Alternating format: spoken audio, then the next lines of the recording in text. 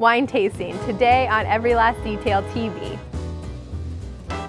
This episode of Every Last Detail TV is made possible by Indie Atlantic Films.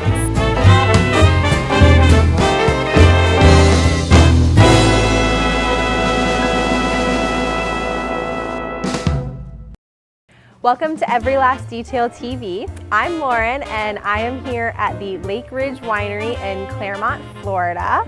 And I have Suzanne with me today and she's going to teach us how to taste wine. Today we're going to taste a table wine and we're going to taste a sparkling wine. Okay. And two different ways of looking at each wine, but it's really important to taste your wines before a function or a wedding so you know what you're getting.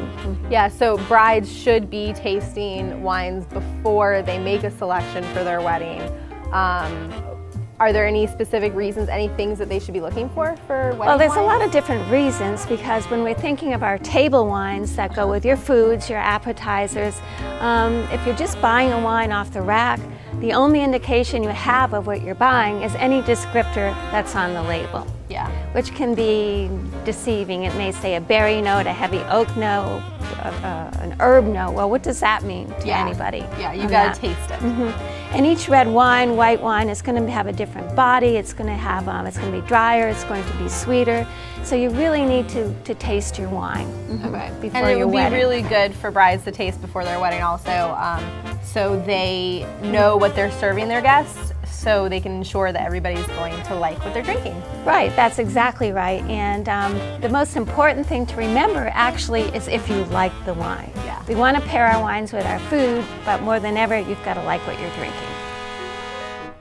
Okay, so I guess we taste now. Yes, definitely. But before we taste, we've got different steps leading up to that.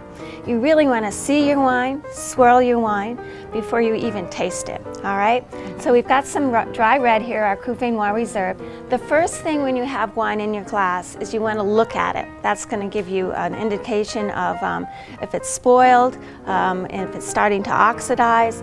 So we want to hold our glass by the stem up to the light, or if you're in a dark place, maybe you could put a white napkin behind it. What we're first looking for is the clarity. We should really be able to see through our wine. Okay. If it is cloudy, the winemaker hasn't filtered it correctly. There should not be any sediment in our wine. So your clarity is taking you in the right direction. Okay. So the second step in our wine tasting, we want to swirl our wine in our glass. Okay.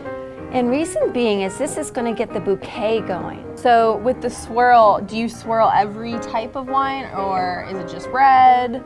No, all our table wines we would want to swirl. The wines you do not want to swirl are your sparkling wines or your champagnes. Okay. You're paying for your bubbly. My other question is, do you swirl before every sip?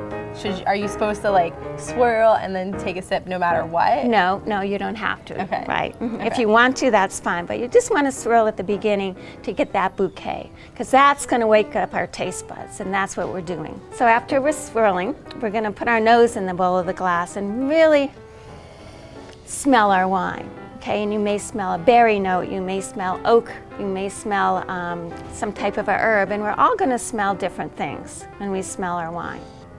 I guess I smell more oak than anything, but I'm not trained on the different types of smell. And then when you take your first sip, all right, that's your palate cleanser. Okay. So when we take the first sip of our wine, sometimes you'll see people give you this lovely face, but that's cleansing their palate. So we want to sip that wine, roll it around on our tongue, roll it around on our mouths, almost like mouthwash. Okay, Then so the palate cleanser, it's kind of equivalent to when you brush your teeth in the morning and then you drink orange juice afterwards, and then the orange juice tastes really bad. That might be the first sip of a Exactly. wine. Okay. So that's why you want to take Clean that out your sip, mouth a clean little out bit. your mouth. Okay. And then our next sips are going to taste a little different. Okay. All right, cheers. All right.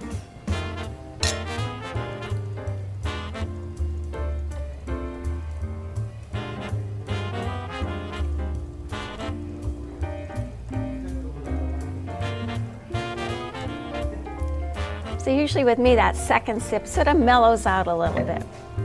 It does, it definitely does, because the first sip's kind of more excuse my not my normal person terms, but it's more bitey with a red wine like this. Yes, and that's red wines have tannins. They're in the skin of red grapes, and that's where you get that astringent flavor in your mouth from the tannins. Ah, I didn't know that. Yeah, so swirling helps that a little bit, and that's why we always want to take 2 or 3 sips of our wine when you're tasting, so you do know what that wine really tastes like for you.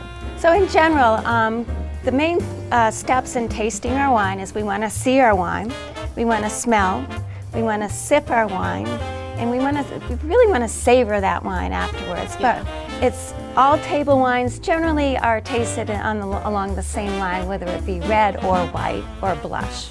Okay. You still want to do the same type of process. Same steps. But there is one wine that we taste a little differently, and that's your sparkling wine or your champagne. Okay. So we're going to just look at that one next. Okay. So we'll just switch out our glasses here.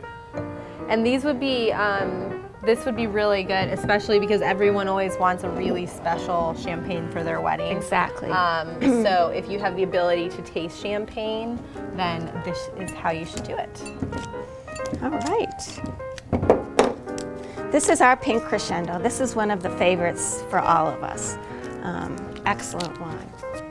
Excited to taste this. All right, and all of your sparklings and your champagnes, because of the pressure in the bottle, it's got a little cage over it to sort of reinforce that cork. And the cork is shaped like a mushroom, and that, because of the pressure, also helps it stay in there. Okay. Most people like to serve sparkling wine chilled.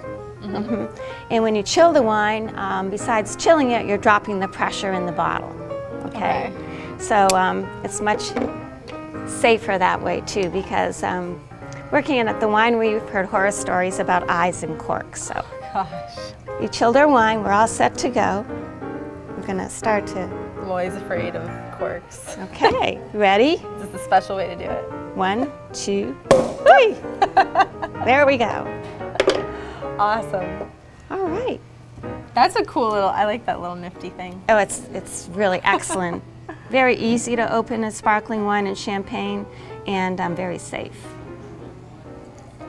I might have to get one for my wedding planning bag. All right. Now with our sparkling wine, we're going to sort of skip a couple of steps here. Okay. We don't want to swirl our wine. Reason being is that we're paying for this bubbly. It takes a good couple of years to go through that fermentation to get this. So we don't want it to dissipate.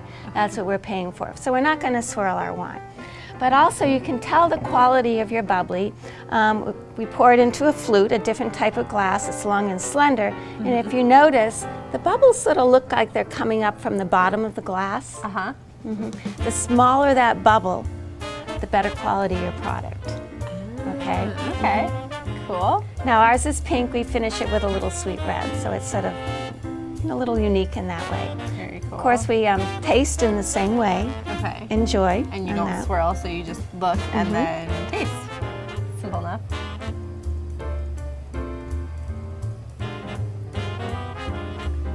That's really good. Nice and bubbly. This one is not like a dry brewed. It's a little sweeter, so it really lends itself to not only a toast, but your lighter appetizers, and it's awesome with your cake. Oh my gosh. Awesome with the cake. Yeah, it's a little sweet, but not too sweet to where people who don't like sweet won't drink it. Everyone will drink this at your wedding for sure. This is a perfect toasting champagne. Thank you so much, Suzanne, for teaching me how to taste wine and champagne. And be sure to check out lakeridgewinery.com.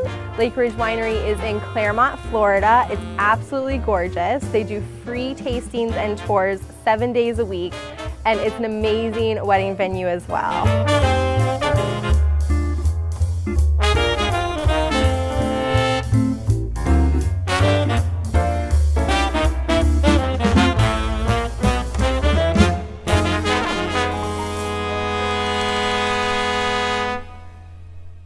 A big thank you to our sponsors, Indie Atlantic Films.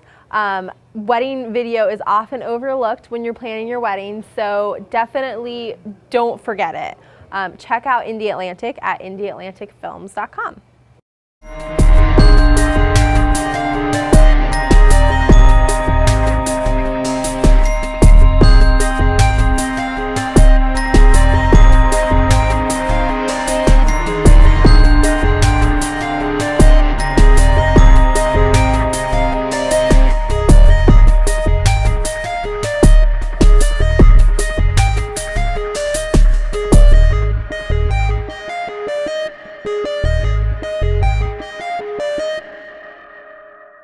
And now for today's viewer question.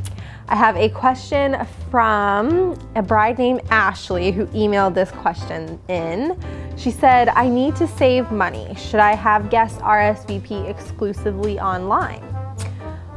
This is kind of a little dependent upon who is on your guest list. Of course, how many guests you have, but the very first thing that you should do is look at who's on your guest list.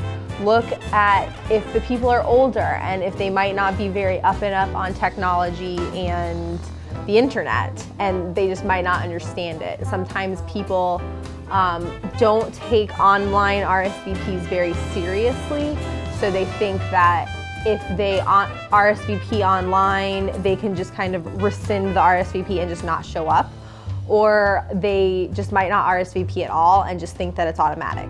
So definitely see if you have a more technologically savvy guest list, then I say go for it. It'll save you money on your stamps for your RSVPs, your paper products for your RSVPs.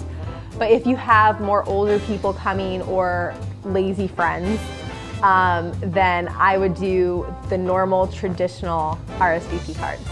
If you have any other questions, feel free to email me at lauren@everylastdetailblog.com, tweet me at ELD_Lauren, or put a comment on the ELD Facebook page. I also have a new Q&A section on the site under ELD 101. You can feel free to submit your questions there as well. Be sure to check out everylastdetailblog.com for lots more tips and advice on planning your wedding. Thank you so much for watching Every Last Detail TV today. And thank you so much to Suzanne from Lake Ridge Winery for teaching me and hopefully you guys how to taste wine. I'm Lauren, and I'll see you next time.